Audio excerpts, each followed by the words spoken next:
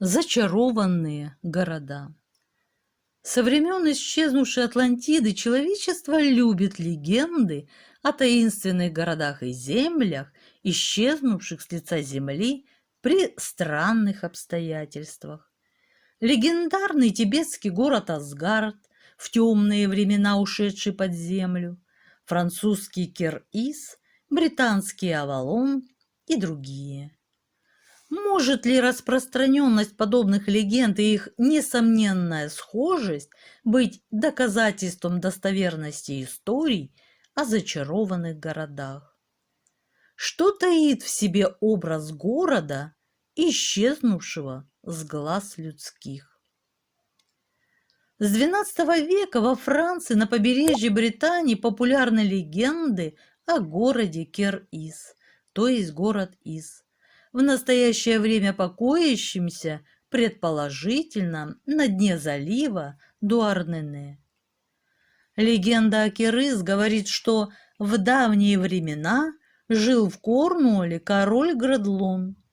У него был великий флот, который противостоял многим врагам, в том числе и в северных землях. Король был знаменитым мореплавателем и полководцем. Но вот однажды его моряки, уставшие от битв в холодных странах, восстали и отказались штурмовать замок, что был им обещан. Многие из них умерли в ту зиму. Моряки вернулись на свои ладьи и отправились в Британию искать жен, заводить детей и жить в мире. Король Градлун был брошен своими людьми и после многих побед и удач впервые впал в глубочайшую печаль. Внезапно он почувствовал рядом чье-то присутствие. Он поднял голову и увидел в лунном свете женщину с длинными рыжими волосами, одетую в кирасу, блестящую в свете звезд. Это была Малгвен, королева Севера, правившая в холодных краях. Она сказала королю Градлону: «Я знаю тебя, ты смел и отважен в бою. Мой муж старый, и его меч затуплен. Ты и я пойдем и убьем его. Затем ты заберешь меня к себе в Корнуолл». Они убили старого северного короля, наполнили сундуки золотом, и так как лодки не было, оседлали Марварха, магического коня. Марварх значит морской конь. Он был черен, как ночь, и выдыхал огонь из ноздрей. Они пронеслись по гребням волн и нагнали флот короля, двигавшийся к Корнуоллу. Вскоре за этим начался свирепый ураган, раскидавший лодки по морю. Градлон и Малгвен остались на море в одиночестве на целый год. Тут в ладье Малгвен родила дитя, девочку. Назвали ее Дагут. К несчастью, после родов королева ослабела и умерла. Король Градлон и Дагю вернулись в Корнуолл. Но король был так печален, что не выходил из своего замка. Дагю росла и стала такой же прекрасной, как ее мать. Она очень любила море. В один из дней Дагю попросила отца построить город близ моря. Градлон обожал свою дочь, поэтому согласился. И вскоре город поднялся на берегу моря, у самой воды. От больших волн и штормов он был обнесен очень высоким валом. Порт закрывали дамба и шлюз с замечательными бронзовыми вратами. Ключ был только у короля Градлона. И был назван этот город Исом. Не было нигде в мире равного ему по красоте. Много было в городе красивых зданий, которые удивляли путешественников, но больше всего поражали их огромные шлюзы, которые охраняли город от приливов. Рыбаки каждый вечер видели на пляже громко поющую девушку с развивающимися золотыми волосами. Это была принцесса Дагю. Так бы и стоял город до сих пор и удивлял нас своим великолепием. Но загордились его жители. Перестали они думать о Боге и предались всевозможным развлечениям, думая только о сегодняшнем дне. Город и стал местом, где люди все время пировали. Он был полон лихих моряков и пиратов. Каждый день видел новые пиры, игры и пляски. Напрасно предупреждал их святой Гавинале, что прогневается Бог и разрушит город, как разрушил он когда-то Содом и Гоморру. Не слушались его горожане, только смеялись, и ничего не могли поделать ни святой Гвинале, ни добрый король Градлон, который правил городом. Дагю подарила каждому жителю города по ужасному дракону, обученному бросаться в море и захватывать торговые корабли. Вскоре город Ис стал самым богатым городом Британии, а Дагю была в нем полной хозяйкой. Старый король баловал дочь сверх всякой меры. Неудивительно, что, став взрослой, неуемная принцесса впала в распутство и разгул. И ее примеру следовали все жители города. Каждый день принцесса Дагю совершала новую помолвку.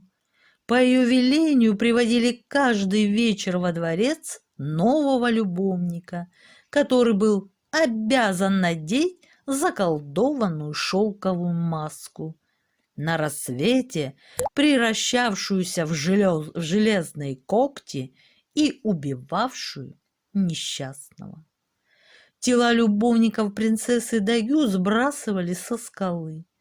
Все те, кто был помолвлен с Дагю, умирали к утру, и их принимало море. Однажды весной неизвестный странный и прекрасный всадник прибыл в город Ис. Это был сам дьявол, которого Бог послал наказать город грешников. Дагю улыбнулась ему, но рыцарь не взглянул на нее. Вечером же он подошел к ней и назвал по имени. Внезапно великий шум пришел с моря, и ужасный ветер потряс стены города Ис. Буря может реветь, но врата города сильны, и король Градлон, мой отец, хранит свой чудесный ключ, висящий на его шее, сказала девушка. Твой отец спит. Ты можешь сейчас запросто взять ключ. Тогда я возьму тебя в жены, ответил рыцарь.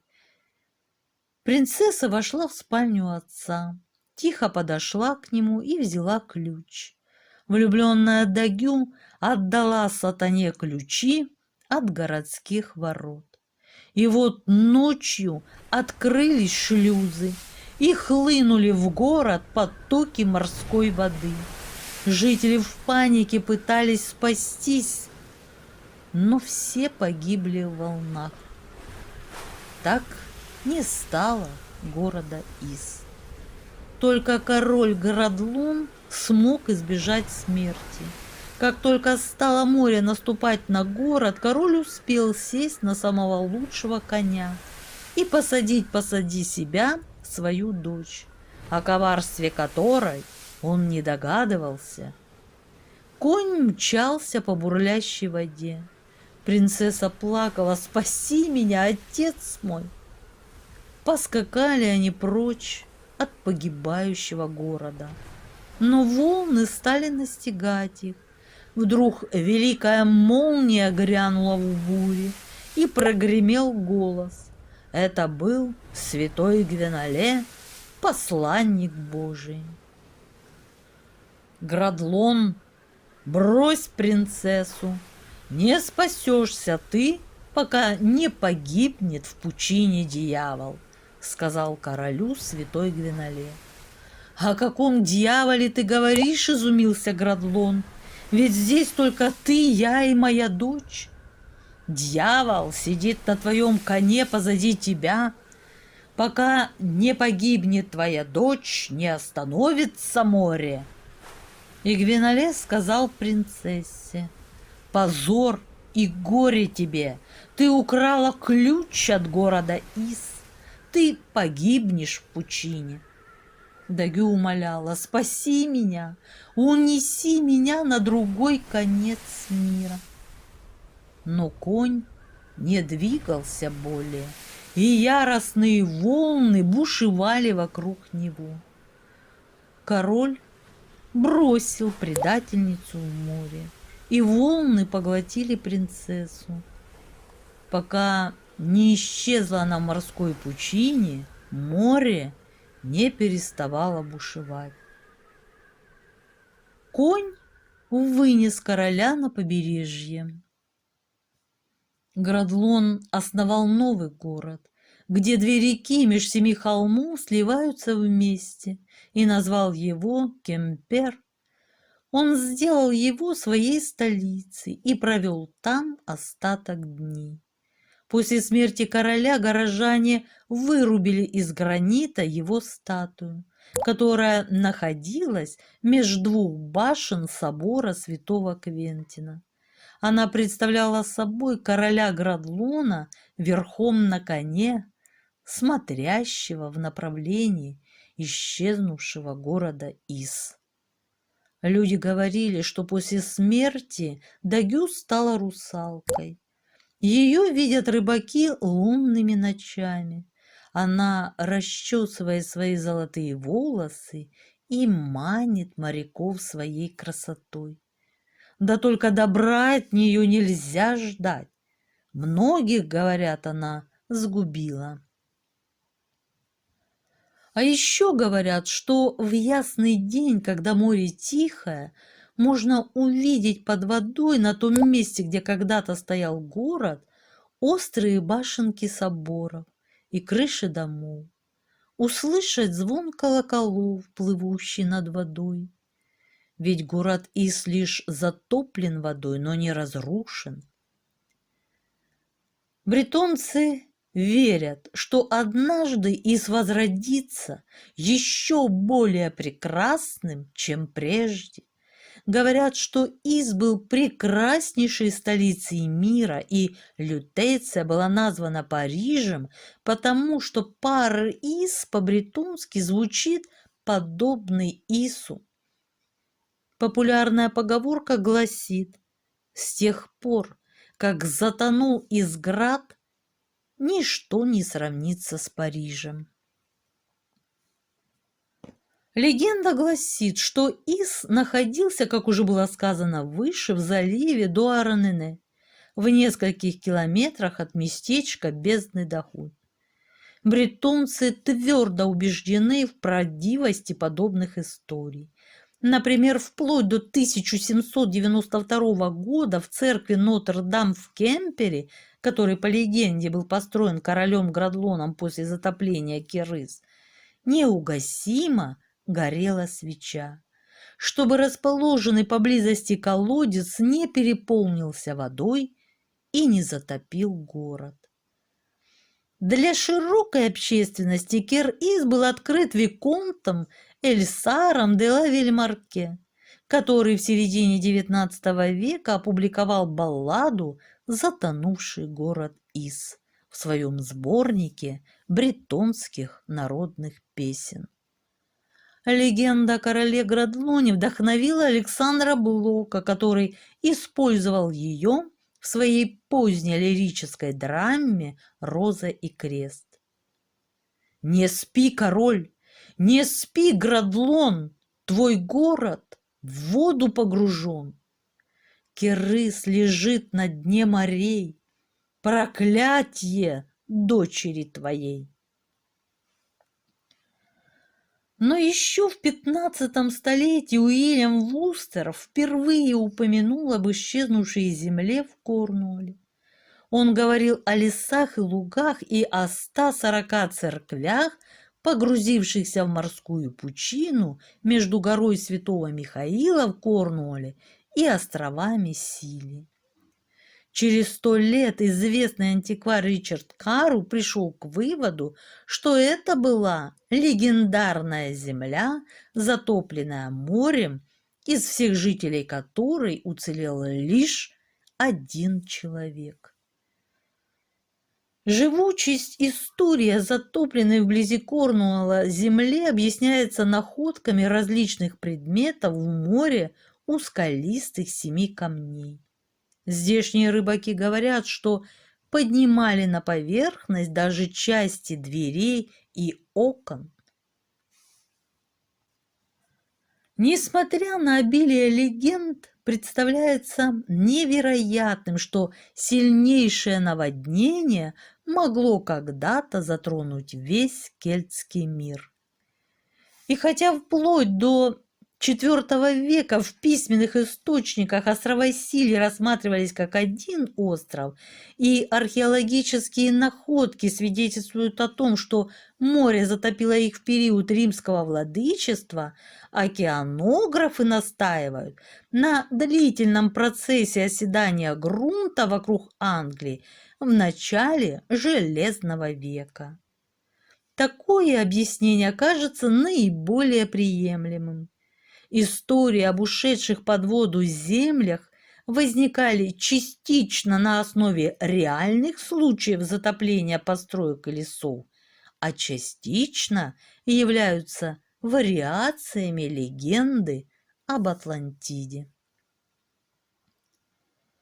Есть разные версии того, куда уходят такие города. Обычно они сводятся к 2 – небеса и море. А иногда граница между этими вариантами становится весьма размытой. Так, около 1212 года английский летописец Гервазий Тилберийский написал сборник «Досуг императора» для развлечения императора Священной Римской империи. Книга рассказов о подлинных и удивительных историях. Гервазий пишет о море, которое находится на небесах. В одном из рассказов повествуется о нескольких деревенских жителях, которые, возвращаясь из церкви холодным ветреным днем, заметили на одном из надгробных камней якорь. Канат от якоря тянулся вверх и исчезал в облаках. Селяне увидели, как канат натянулся, будто кто-то на нем повис, и услышали невнятный шум голосов сверху. Вскоре, к их изумлению, они увидели спускавшегося по канату матроса. Однако, когда его нога коснулась земли, несчастный задохнулся и умер, как будто утонул. Другая история из книги Гервазия о моряке из Бристоля, чей корабль по пути в Ирландию сбился с курса. Однажды, когда моряк мыл свой нож, тот вдруг выпал у него из рук и исчез в пучине. Однако моряку было суждено вскоре снова увидеть свой нож. Когда моряк вернулся домой, жена показала ему этот нож. Оказалось, он неожиданно появился в доме моряка в Бристоле, упав из открытого окна прямо на стол. Припомнив день и час его пропажи и чудесного появления, они установили, что эти 2 события произошли одновременно. Гервазий полагает, что всякий, услышав этот рассказ, не сможет усомниться в существовании моря на небесах. В средние века в это верили и арабы, Согласно арабским преданиям, Аллах при сотворении мира создал несколько небес и в каждое поместил по морю. Вот такая, друзья, легенда. Ну, а наше с вами путешествие подошло к концу. Пишите комментарии, делитесь впечатлениями, ставьте лайки, кому понравилась легенда. Я желаю всем мира, здоровья и всяческого благополучия.